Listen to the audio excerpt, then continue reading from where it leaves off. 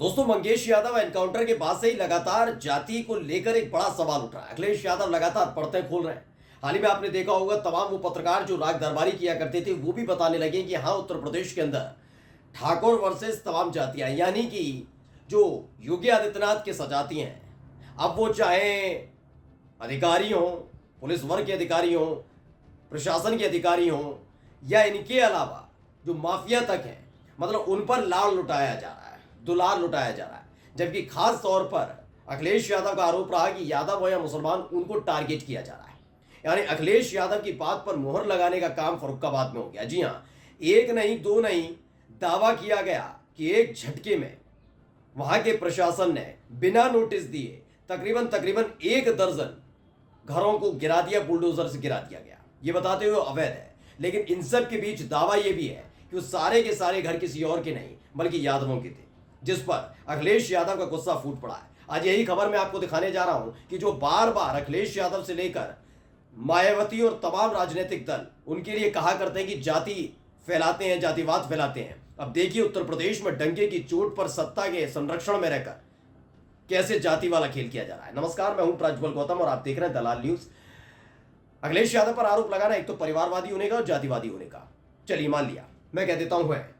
अब आप आ जाइए कि पिछले कुछ दिनों से योगी आदित्यनाथ इतने बेरुखे कैसे हो गए, क्यों ऐसी हरकत उठाता कर रहा है, क्यों ऐसी चीजें हो रही हैं। ये बात मैं इसलिए कह रहा हूं क्योंकि आप मंगेश यादव वाले मसले पर देखेंगे, जिस व्यक्ति ने एनकाउंटर किया वो भी कौन, यूपीएसटीएफ के सीईओ खुद ठाकुर डीके शाही।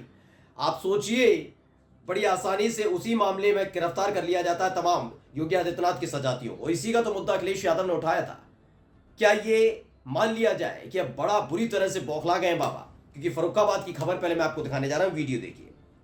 तो इस वीडियो को सूर्य समाजवादी ने ट्वीट किया और लिखा कि फर्रुखाबाद में बिना किसी पूर्व नोटिस के 25 यादवों के घरों पर बुलडोजर चलाकर उन्हें बेघर कर दिया गया। छोटे छोटे बच्चों समेत करीब 200 लोग इस बरसात में कहां जाएंगे। गरीबों पर इतना जुल्म करने के बाद भी वो नाम के आगे योगी लगाता है। इनका दावा है योगी आदित्यनाथ पर तंज है इनकी तरफ से। इनका ये कहना है कि फर्रुखाबाद में जो कार्रवाई हुई है, जो बताया गया कि बंजर जमीन थी, उस पर मकान बना लिए थे और ये सरकारी जमीन थी, तमाम बातें कही जा रही है। लेकिन खास बात इसमें यह है, सूर्य समाजवादी जो है उनका ये कहना है कि जो घर गिराए गए उसमें 29 यादवों के घर थे, यानी यादव बाहुल्य था और ये जानकारी पहले से पुलिस प्रशासन को थी। ये कार्रवाई रुकी भी जा सकती थी, लेकिन इसमें यादवों का मकान था, इसीलिए इस कार्रवाई को नहीं रोका गया। एक और है, यादव नाम से ट्विटर हैंडल है, उन्होंने कहा ग्राम उखरा, नवाबगंज विधानसभा क्षेत्र, अमृतपुर, फर्रुखाबाद में पीड़ित यादव परिवार जिनके घर सरकार द्वारा बुलडोजर ने उजाड़ दिए, लोगों के घरों में अनाज दब गया, सामान नहीं निकलने दिया गया, छोटे छोटे बच्चे खुले आसमान के नीचे आ गए। खाने के लिए गांव से लोग भोजन लाकर बच्चों और महिलाओं एवं बुजुर्गों को खाना खिला रहे हैं और सभी बेघर परिवारों के लोगों ने यही कहा कि हमको कोई भी सरकार द्वारा नोटिस नहीं मिला। अब आप कुछ भी कहिए कि सरकार द्वारा नोटिस मिला नहीं मिला, तमाम चीजें। अभी आपको याद होगा 2 घटनाएं हुई, मतलब 2 एक आदेश आए थे ऑब्जर्वेशन सुप्रीम कोर्ट के। पहला जो ऑब्जर्वेशन था वो ऑब्जर्वेशन ये था कि सुप्रीम कोर्ट ने साफ लफ्जों में कहा कि ये जो नीति रीति बना ली गई है ना, कि एक घटना हुई, उसमें एक व्यक्ति को पर आरोप लगे, उस आरोपी के घर दुकान मकान को अवैध बताकर गिरा दिया गया। तो उन्होंने साफ साफ लताड़ लगाई थी जो बुलडोजर वाली नीति को बढ़ा रहे थे कि ये बिल्कुल नहीं होगा। आरोपी छोड़िए, दोषी के घर मकान दुकान को भी नहीं गिराया जाएगा, क्योंकि वो आरोपी हो या दोषी हो, उसमें कहीं भी किसी भी कीमत पर उनके परिवार का दोष नहीं होता। आप जब ये करते हैं तो उसके पूरे परिवार को सजा देते हैं और इसके नाते आप अपने सख्त रवैया है, सख्त कार्यशैली है, वो बनाने की कोशिश करते हैं सिर्फ अपने सत्ता संरक्षण के लिए। ऐसा नहीं होता और ये होना भी नहीं चाहिए। उसके तकरीबन 15 दिनों बाद एक और ऑब्जर्वेशन सुप्रीम कोर्ट ने दिया था और ऑब्जर्वेशन ये था, यानी आदेश ये था कि सुप्रीम कोर्ट से या फिर किसी भी अदालत के आदेश के बिना किसी का भी मकान गिराया नहीं जाएगा, दुकान गिराई नहीं जाएगी, संपत्ति पर बुलडोजर नहीं चलेगा। हाँ, आप अतिक्रमण हटा सकते हैं जो रास्ते में होता है, तमाम चीजें, लेकिन वो भी नियम अनुसार, यानी पहले नोटिस देंगे और उसके बाद इसे खत्म किया जाएगा। लेकिन यहाँ क्या किया जा रहा है, यहाँ साफ साफ लफ्जों में लोगों ने बताया कि उन्हें कोई नोटिस नहीं मिला है। इस पर अखिलेश यादव को गुस्सा फूट पड़ा। उन्होंने क्या लिखा, पढ़कर बताता हूं। यह है प्रतिशोध से भरी भाजपाई राजनीति का विभत्स चेहरा। भाजपा बसे बसाए घरों को गिराकर सुख पाती है। जिन्होंने अपने घर नहीं बसाए, पता नहीं वो दूसरों के घर गिराकर किस बात का बदला लेते हैं। हर गिरते घर के साथ भाजपा भी और भी नीचे गिर जाती है। अमृतकाल के सूचनार्थ आज लोकसभा फर्रुखाबाद की विधानसभा अमृतकाल के ग्राम उजरा में सालों से बसे 25 गरीब परिवारों के घरों पर बुलडोजर चलाकर न जाने कितने बड़े बूढ़े, बीमारों, बच्चों, माताओं, बहनों, बेटियों को भरी बरसात में बेघर किया गया। ये राजनीतिक क्रूरता की हद है। ये अखिलेश यादव ने जैसे ही ट्वीट किया वैसे ही हड़कंप मच गया। वजह भी वाजिब है, क्योंकि देखिए जब सुप्रीम कोर्ट का एक ऑब्जर्वेशन आता है तो क्या मान लिया जाए, जो ये लोग आरोप लगा रहे हैं, इनका कहना है कि नहीं, उन्हें कोई नोटिस नहीं दिया गया, तो मान लिया जाए कि सुप्रीम कोर्ट का जो आदेश था उसकी धज्जियां उड़ाने का काम बाबा की सरकार और बाबा के अधिकारी कर रहे हैं। क्योंकि बिना नोटिस दिए किसी का भी घर, मकान, दुकान, अगर कोई अवैध भी है तो उसको भी आप बिना नोटिस दिए नहीं कर सकते।